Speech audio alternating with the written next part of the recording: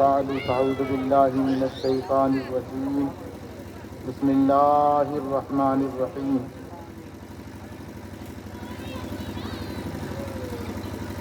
وننزل من القرآن ما هو شفاء ورحمة للمؤمنين ولا يزيد الظالمين إلا خسارا صدق الله مولانا العظيم وبلغنا رسوله النبي الكريم ونحن على ذلك لمن الشاهدين والشاكرين والحمد لله رب العالمين إن الله وملائكته يصلون على النبي يا أيها الذين آمنوا صلوا عليه وسلموا تسليما اللهم صل على سيدنا شفيعنا حبيبنا مولانا محمد بارك وسلم صلوا عليه صلاة وسلاما عليك دائما يا رسول الله صلى الله تعالى عليه وآله وسلم.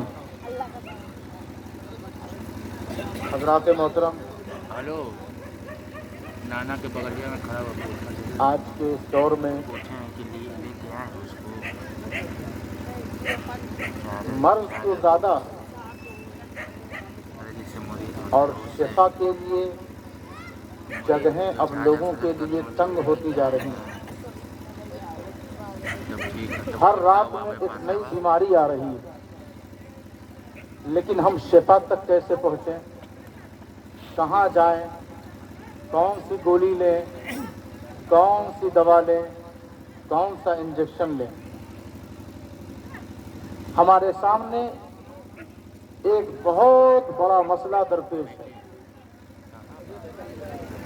لیکن اسی سماج اور اسی سوسائٹی میں کچھ ایسے ذہین لوگ بھی موجود ہیں کہ آپ کی الماریاں دواؤں سے تو بھری ہیں، وہ درست ہے، لیکن خدا نہ خواستہ آپ نے ان تمام دوائیوں کے استعمال کے بعد کسی اللہ کے ایک نیک بندے کا نام لے لیا تو پھر ایک اور بیماری اس کے لیے بڑھ جاتی ہے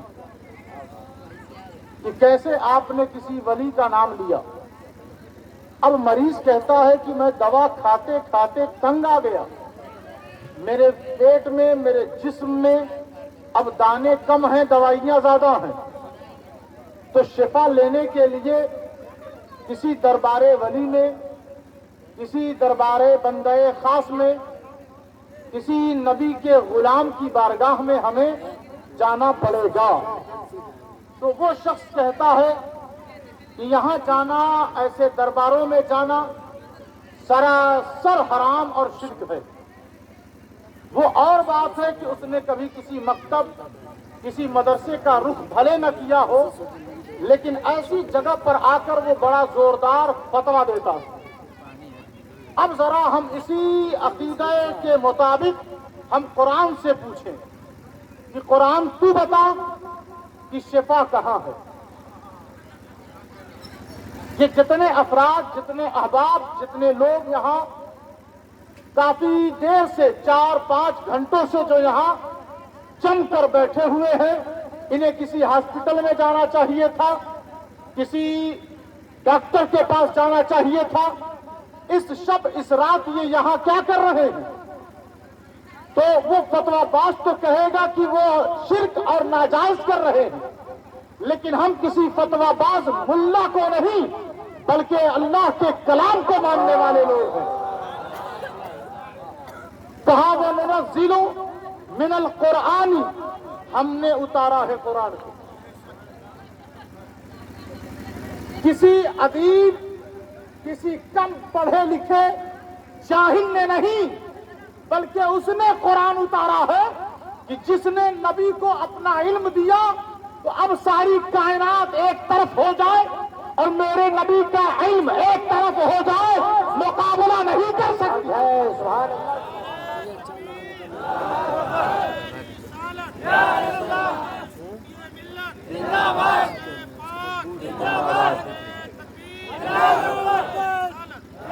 وَنُنَزِّلُ مِنَ الْقُرْآنِ، ہم نے قرآن اتارا ہے. من بیانیہ ہے، من تفسیریہ ہے.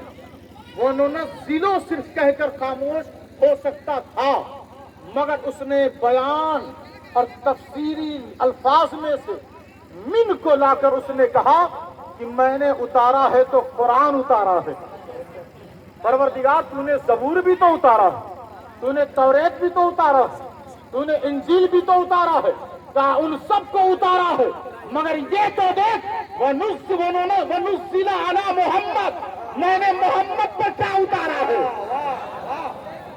زبور کسی اور پر، توریت انجیل کسی اور پر، دیگر آسمانی صحیفے کسی اور پر، جگہ تو دیکھ کہ قرآن کس پر اتارا ہے۔ قرآن اس پر اتارا ہے کہ جب وہ مسکرا دے میری قدرت مسکرا دے، جب وہ چل دے تو میری نظر رحمت اس کی چلن پہ، اس کے ڈھنگ پہ جم جاتی ہے، اس کے رخسار کو میں بیان کروں، اس کے چہرے کو میں بیان کروں، اس کی زلف کو میں بیان کروں، اس کے ریشے کو میں بیان کروں، اس کے نین کو میں بیان کروں، اس کے ہونٹ کو میں بیان کروں، اس کے ہاتھ کو میں بیان کروں، اس کے سینے کو میں بیان کروں، اس کے کاندھوں کو میں بیان کروں، اس کی پشت کو میں بیان کروں، اس کی صبح کو میں بیان کروں، اس کی زندگی کو میں بیان کروں، اس کی شام کو میں بیان کروں، اس کے صحابہ کو میں بیان کروں، اس کے غلاموں کو، امتیوں کو میں بیان کروں۔ ارے جو اس سے لگ جاتا ہے وہ میرا ہے، اور جو اس سے کٹ جاتا ہے وہ مردود ہے۔ ارے تکبیر، نعرہ رسالت، ذکر اولیاء اعظام، شان اولیاء اعظام، حضور سید عارف نور العین میاں صاحب قبلہ، فیضان گرم دیوان شاہ، نعرہ تکبیر، نعرہ رسالت۔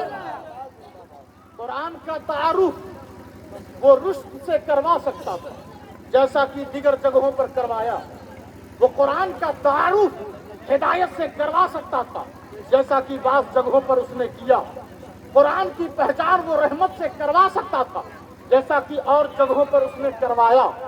قرآن میں کیا، کون سا ایسا حسن اور کون سی ایسی خوبی ہے جو قرآن میں نہ ہو؟ ساری خوبیوں کو اللہ نے قرآن میں جمع کر دیا، مگر اس آیت کریمہ میں اس نے کہا ما ہوا شفاء۔ اگر آپ قرآن پڑھتے ہیں نا تو ذرا زور سے کہیں یا رسول اللہ۔ ہم لوگ پڑھتے ہیں، اسی لیے ایسے وسیم رضوی جیسے بے ایمان پیدا ہو رہے ہیں، کم لوگ پڑھتے ہیں۔ آپ اگر سارے لوگ پڑھنے لگے نا رمضان کی طرح تو ایسے بدبخت مارکیٹ میں نہیں آئیں گے۔ آپ اس کو سینے سے لگائیں، الماری کی زینت بنا کر پیک کر کے رکھ نہ دیں۔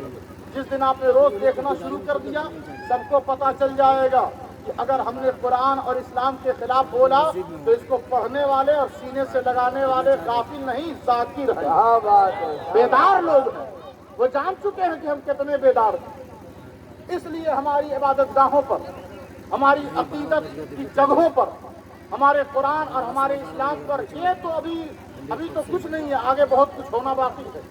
اگر آپ بیدار نہیں ہوتے، ابھی یہاں کتنے نبی کے عاشق، بہت سارے خوب ہاتھ اٹھا کر کہہ رہے ہیں پروگرام صبح تک چلنا چاہیے، لیکن جیسے ہی مسجد میں کی بات آئے گی یہ سارے عاشق غائب ہو جاتے ہیں۔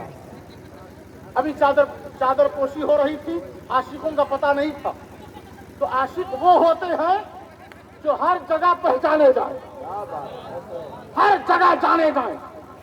ما ہوا شفاء و رحمت للمومنین، قرآن میں شفا ہے، شفا ہے، مرض چاہے جسمانی ہو، مرض چاہے روحانی ہو، اندر کا مرض ہو باہر کا مرض ہو، دونوں مرض پہ بڑی تگڑی اور مضبوط نظر یہ قرآن رکھتا ہے، مضبوط نظر یہ قرآن رکھتا ہے۔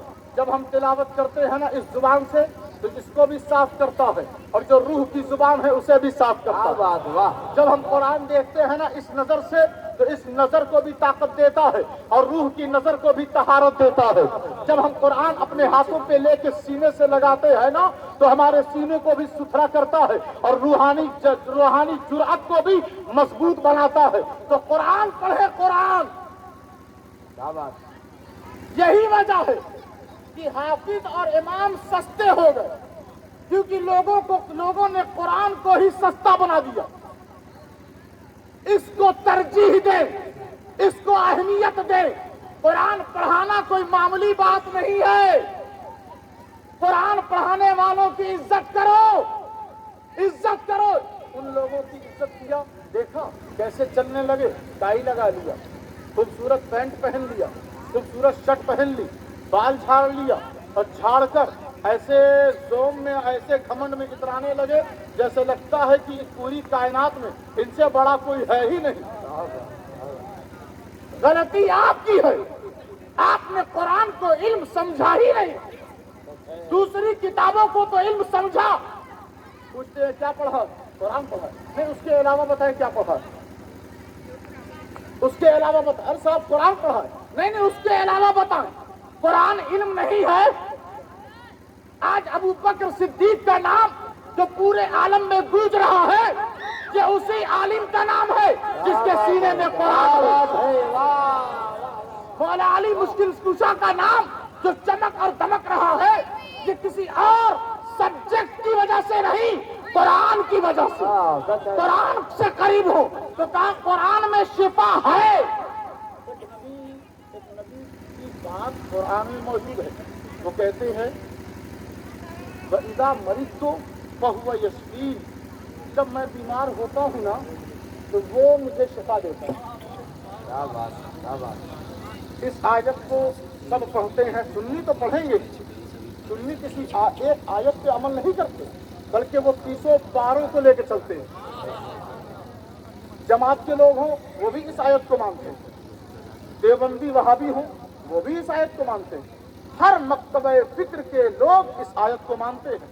کیوں؟ اس لیے کہ وہ نبی کی زبان یہ ہے، میں بیمار ہوتا ہوں، وہ بیمار کرتا نہیں۔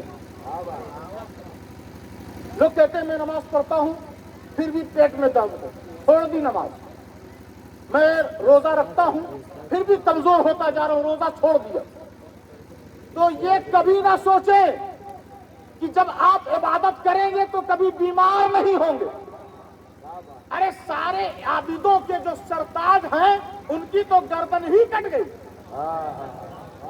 امام حسین سے بڑا عابد اور پرہیزگار کون ہے؟ مگر آپ کو ہلکا سا بخار ہو 2-3 دن نماز غائب، تو یہ کون سے نمازی آ گئے؟ تو کہا وَإِذَا مَرِضْتُ، جب میں بیمار پڑتا ہوں، فَهُوَ يَشْفِينِ، میرا رب مجھے شفا دیتا ہے۔ تو شفا کی نسبت اللہ کی طرف کرو اور بیماری کی نسبت اپنی طرف۔ یہ بولی حضرت آدم کی ہے، اور جو یہ کہے بیمار وہ کرتا ہے، شفا کوئی ڈاکٹر دیتا ہے، تو یہ بولی آدم کی نہیں شیطان کی ہے۔ سچ ہے، سچ ہے۔ تو کہا جب میں بیمار ہوتا ہوں نا وہ مجھے شفا دیتا ہے۔ سارے مسالک کے لوگ، سارے مذہب کے لوگ اس آیت کو مانتے ہیں۔ ہم تمام اسٹیج والے بھی اس آیت کو مانتے ہیں، تمام جتنے یہاں لوگ بیٹھے ہیں سب اس آیت کو مانتے ہیں کہ شفا اللہ دیتا ہے، شفا اللہ دیتا ہے۔ اب اس پر پوری جماعت بن گئی، تبلیغ شروع۔ ہم ان سے بس اتنا ہی کہنا چاہتے ہیں اور اتنا ہی سمجھانا چاہتے ہیں کہ ایک آیت پر تبلیغ نہیں ہوتی، بلکہ پورے قرآن کو پڑھ کر تبلیغ کرو، تب لوگوں کو پتا چلے گا کہ اسلام کیا ہے۔ بے شک، سبحان اللہ۔ ایک جگہ آیت قرآنیہ کہہ رہی ہے یخرج من بطونہ شراب مختلف من بطونها شراب مختلف الوانہ فیہ شفاء للناس، شفاء للناس۔ ایک مکھی کہہ دیں، ایک کیڑا کہہ دیں، اور شہد کی مکھی تو سبھی جانتے ہیں، شہد کی مکھی سبھی جانتے ہیں۔ دیکھتے ہیں نا پیڑ میں وہ شہد کی مکھیاں گھونسلہ بناتی ہیں، لیکن اس گھونسلے کے اندر وہ کچھ محنت کرتی ہیں، اور جب محنت کرتی ہیں ان کو ہٹانے کے بعد جب ماہرین اس کو نچوڑتے ہیں تو میٹھا مشروب نکلتا ہے جسے ہم شہد کہتے ہیں۔ تو اب وہ محنت کرتی کیسے ہیں؟ تو وہ گلشن میں جاتی پھول کی طرف، اس کا عرق لیتی ہیں، لینے کے بعد وہ اپنے ٹھکانے اور مسکن کی طرف اڑتی ہیں، اڑتے اڑتے آتی ہیں، آنے کے بعد اس میں اس چیز کو نکال دیتی ہیں جہاں سے وہ ان کی جگہیں، جہاں سے وہ رطوبت نکالتی ہیں، گندگی نکالتی ہیں، وہاں سے وہ چیز، وہ عرق وہ جوس پھول کا نکل جاتا ہے۔ آپ کبھی نہ کبھی گلاب ہی لے لیں، اسے نچوڑیں اور خوب زور لگا کر نچوڑیں۔ میں آپ سے یہ دعویٰ کرتا ہوں، یہ اعلان کرتا ہوں کہ شہد جیسی مٹھاس آپ کے ہاتھ سے نہیں آئے گی، شہد جیسی مٹھاس نہیں آئے گی۔ تو ان مکھیوں میں آخر خوبی کیا ہو؟ کبھی نہ آپ ان کی گردن کاٹ کر کبھی کھائیں اور کھا کر بتائیں کیا شہد جیسی مٹھاس ہے؟ تو آپ کہیں گے نہیں، ویسی تو بالکل مٹھاس نہیں۔ ہم کہتے ہیں پھر انہیں پورے جسم کو پیس دیں اور پیس کر اسے کھائیں، کیا شہد جیسی مٹھاس آئی؟ آپ کہیں گے نہیں آئی۔ تو پھر بات کیا ہے کہ وہ گلشن سے عرق لے کر نکلی اور اپنے مسکن اور ٹھکانے میں آ کر جب نکالتی ہے تو قرآن رب کا کلام کہتا ہے کہ ہے شفاء، اس میں شفا ہے، اس شراب میں، اس شہد میں جو آپ نے لیا ہے اس میں شفا ہے۔ اور شفا کا خطاب کسی عام مخلوق سے اللہ نے نہیں کیا، کہا للناس، سارے انسانوں کے لیے انسانوں کے لیے شفا۔ یہ سب ایسی باتیں ہو رہی ہیں، مجھے آپ کو کہیں لے جانا اور وہیں پہنچا کے فوراً بیان ختم کر دینا۔ کہا اس میں شفا ہے، اس میں شفا ہے۔ میں نے شہد کی مکھی سے پوچھا، عالم خیال میں سچ میں کون جا رہا ہے اس سے بات کریں؟ کوئی صاحب اس میں یہ نہ سمجھ لیں کہ شہد کی مکھی سے ان کی بات ہوتی ہے، کیونکہ تقریر کی ساری محنت ایک عقل مند محفل میں ہوتا ہے جو یہی بات سمجھے گا اور ساری بات چھوڑ دے گا۔ کہا عالم خیال میں آپ بھی بات کر سکتے ہیں۔ کہا تو بتا کہ یہ اس میں شفا اور اس میں مٹھاس آئی کہاں سے؟ تو وہ کہتی ہے بات اتنی سی ہے کہ میں جب گلشن سے عرق لیتی ہوں نا تو اس وقت بھی کہتی ہوں اللہم صلی علی محمد، اللہم صلی علی محمد وعلی آل محمد، پڑھتی رہتی ہوں اور اپنی پوری ٹیم سے کہتی ہوں کہ اس ورد اور وظیفے کو ایک لمحے کے لیے بھی مس نہ کرنا، ورنہ سارا جو پروڈکٹ ہم بنا رہے ہیں، جو کمپنی ہم نے تیار کر رکھی ہے، وہ سب ضائع ہو جائے گا، ساری محنت اکارت ہو جائے گی، ساری محنت برباد ہو جائے گی۔ ویسے ہی جیسے کہ ساری زندگی نماز پڑھی اور قرآن نے کہہ دیا، نبی کی گستاخی کی ہے، ان تحبط اعمالکم، اب تمہارے سارے اعمال برباد ہو گئے، ویسے ہی ہمارے بھی سارے اعمال برباد ہو جائیں گے۔ تو تم سارے راستے یہی پڑھتے ہوئے آتی ہو، کہا ہاں اس میں شفا ہے، تمہارے پیٹ سے جو رطوبت اور شے نکلے باہر اس میں شفا ہے، اس میں شفا۔ اور وہ اپنی زبان پر کیا لاتی ہو؟ کہتی ہے وہ اللہم صلی علی محمد وعلی آل محمد، زبان پر وہ نام لے آئی، رطوبت بنتے بنتے پیٹ سے گزرتے گزرتے وہ رطوبت شہد بن گئی اور اس میں شفا اتر آئی۔ اب میں سوچنے لگا کہ ایک مکھی کے وہ ورد محمد اور ورد آل محمد کرنے کی بنیاد پر جب شہد کی مکھی نبی اور آل نبی کا نام لے تو اس کی رطوبت میں شفا آسمان سے اتر سکتی ہے، تو سوچو ذرا، غور کرو، جس نے اپنی ساری زندگی اگر کسی کا لعاب بھی پیا تو گرم دیوان کا پیا۔ نعرہ تکبیر، نعرہ رسالت، نعرہ رسالت، جشن عید میلاد النبی، عرس پاک، نعرہ تکبیر، نعرہ رسالت۔ جس کی سردیاں گرم دیوان کے نام پر، جس کی برسات گرم دیوان کے نام پر، جس کی گرمیاں گرم دیوان کے نام پر، جس کے سر سے لے کر پیر تک سارا وجود گرم دیوان کے نام پر، یہ رستے گواہ ہیں۔ لوگ مر گئے، چلے گئے دنیا سے، مگر ان شاہراہوں سے پوچھو کہ ان شاہراہوں سے گزر کر گرم دیوان کے عشق میں تڑپتا ہوا شخص یہاں سے کون گزرا؟ تو یہاں کے جنگلات، یہاں کے ذرات، یہاں کی پگڈنڈیاں، یہاں کی گھاس پھوس چیخ چیخ کر آواز دیں گے کہ ہمارے اوپر سے بہت پہلے ایک عاشق گزرا تھا، ایک عاشق گزرا تھا۔ ہم کہتے ہیں کیا اب بھی وہ عاشق ہے؟ کہا نہیں، اب گرم دیوان نے اسے معشوق بنا دیا۔ سبحان اللہ، بہت یا رسول اللہ،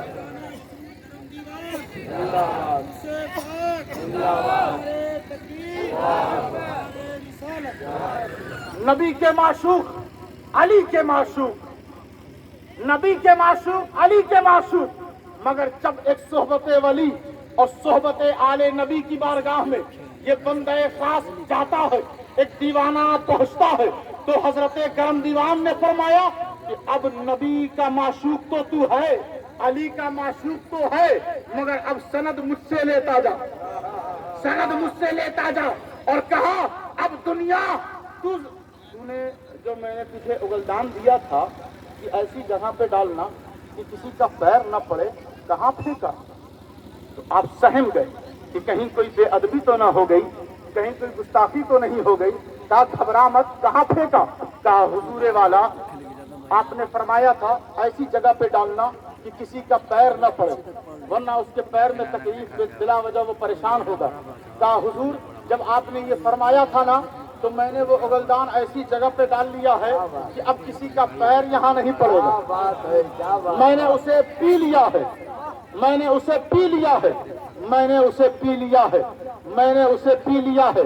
تو آپ ایک کیفیت میں آتے ہیں، آپ کا جذبہ اور آپ کا وجد ایک وجدانی کیفیت ہوتی ہے اور پورے چہرے پہ سرخی آ جاتی ہے۔ گرم دیوانی جلال سے وہ گھبرا جاتے ہیں۔ آپ نے فرمایا پریشان نہ ہو معشوق، لوگ گرم دیوان سے عشق کرتے ہیں، مگر یہ گرم دیوان برملا اعلان کرتا ہے اپنی نشستگاہ سے، اپنی خانقاہ سے۔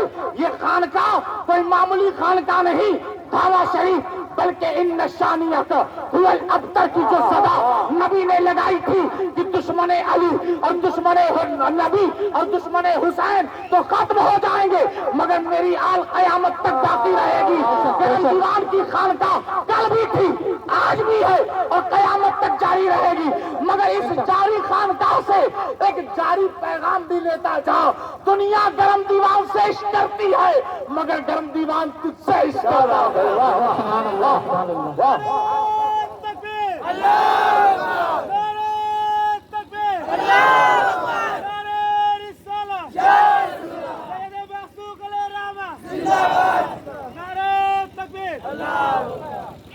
دیکھیں ہم سب یہاں حاضر آئے، بڑا اچھا لگا آپ لوگوں سے مل کے، آپ لوگوں کو دیکھ کے اور آپ کے جذبات کو دیکھ کر بے حد خوشی ہوئی، اور ہمیں یہ احساس اچھی طرح ہوا کہ یہ برسوں سے تو یہاں آرام فرما ہے، مگر بہتوں کو اپنا دیوانہ بنا رکھا ہے، بہتوں کو اپنا دیوانہ بنا رکھا ہے، چاہے وہ اپنے ہوں چاہے غیر ہوں، جس دھرم کے ہوں، ہر دھرم کے افراد کو انہوں نے بس یہی دیکھا کہ اسے کسی اور نے پیدا نہیں کیا بلکہ میرے رب نے پیدا کیا۔ سب کو سینے سے لگائے رکھا اور سب کے لیے دعا فرماتے رہے۔ اللہ تبارک و تعالی ہم سب کے یہاں جمع اور آنے کو قبول و مقبول فرمائے، ہم سب کی حاضری کو کامیابی سے منور و مجلہ فرمائے، اور جو احباب جس مراد جس مقصد کے تحت یہاں آئے، اللہ تبارک و تعالی معشوق علی کے صدقے، گرم دیوان کے صدقے میں ان کی تمام تر مرادوں کو پایۂ تکمیل تک پہنچائے۔ تمام لوگ یہاں سے بازیابی کے ساتھ اللہ تبارک و تعالی انہیں گھر تک پہنچائے۔ وما علینا الا البلاغ المبین۔ اور ایک خاص بات ہے، اسے سن لیں۔